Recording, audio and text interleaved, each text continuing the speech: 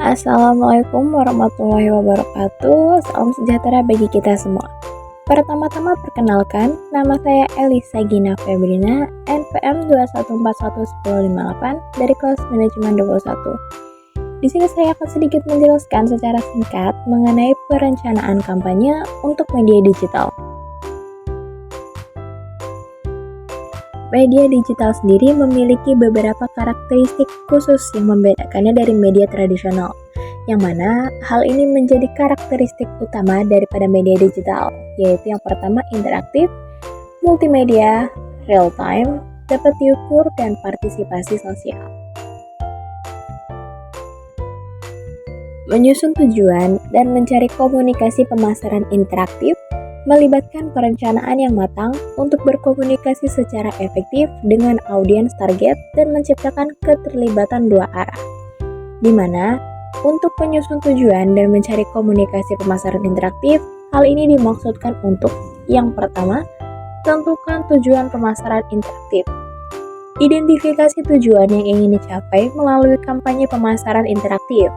Tujuan ini haruslah spesifik, terukur, dapat dicapai, relevan, dan memiliki batas waktu.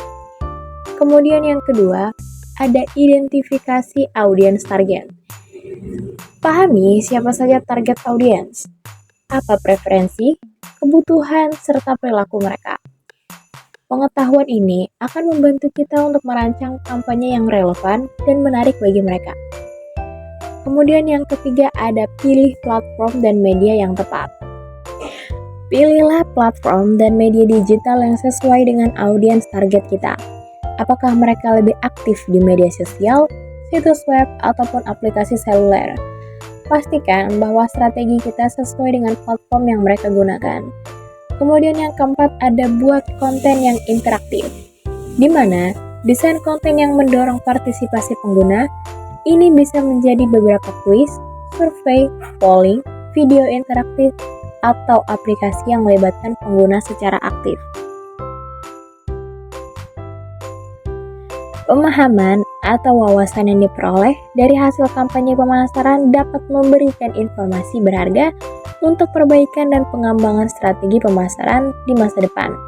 Di antaranya dapat meningkatkan yang pertama, efektivitas pesan dan kreativitas, keterlibatan pengguna, jangkauan dan konversi, segmentasi dan personalisasi, kemudian kinerja platform dan media.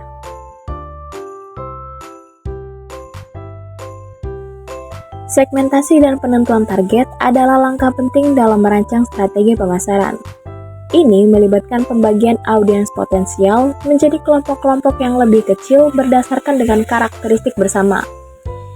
Segmentasi sendiri terbagi menjadi 3. Yang pertama ada demografis, di mana pembagian ini berdasarkan dengan karakteristik demografis seperti usia, jenis kelamin, pendapatan, pendidikan, dan status perkawinan. Kemudian ada geografis, di mana pembagian ini berdasarkan dengan lokasi geografis seperti negara, wilayah, kota, ataupun lingkungan. Kemudian yang ketiga ada psikografis, di mana pembagian ini berdasarkan gaya hidup, nilai-nilai, minat, dan kepribadian. Ini akan membantu untuk memahami motivasi serta preferensi dari konsumen atau calon pelanggan kita. Kemudian selanjutnya ada penentuan target, di mana setelah melakukan segmentasi, langkah berikutnya adalah menentukan kelompok target yang akan menjadi fokus utama pemasaran. Pemilihan kelompok target harus mempertimbangkan potensi keuntungan, kebutuhan pasar, dan kesesuaian dengan tujuan bisnis. Yang pertama ada ukuran dan potensi pasar.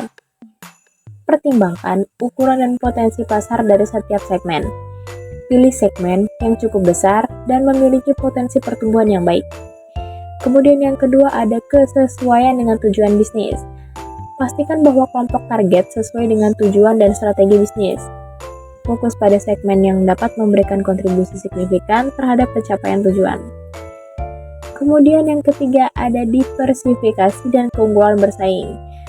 Pertimbangkan apakah produk atau layanan yang dimiliki keunggulan bersaing atau segmen tertentu. Pilih kelompok target yang memungkinkan untuk diferensiasi dan pencapaian keunggulan bersaing. Penawaran yang efektif dan pengembangan pesan yang kreatif adalah kunci dalam merancang kampanye pemasaran yang berhasil. Dengan menggabungkan penawaran yang menarik dan pesan yang kreatif, kita dapat menciptakan kampanye pemasaran yang efektif dan memikat audiens target.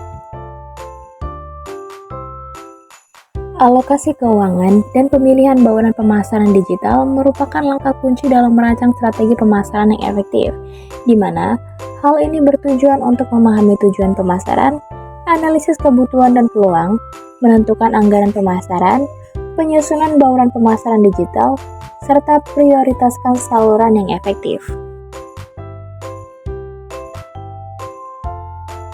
Integrasi jadwal, media, dan rencana pemasaran adalah langkah yang penting dalam memastikan bahwa strategi pemasaran kita berjalan dengan lancar dan terkoordinasi di berbagai saluran dan waktu.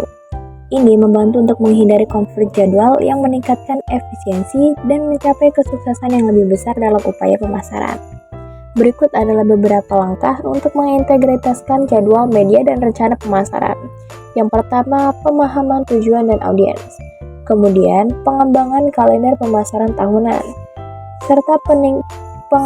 serta pengintegrasian saluran pemasaran. Baik, mungkin sekian yang dapat saya sampaikan. Lebih kurangnya saya mohon maaf. Saya akhiri. Wassalamualaikum warahmatullahi wabarakatuh.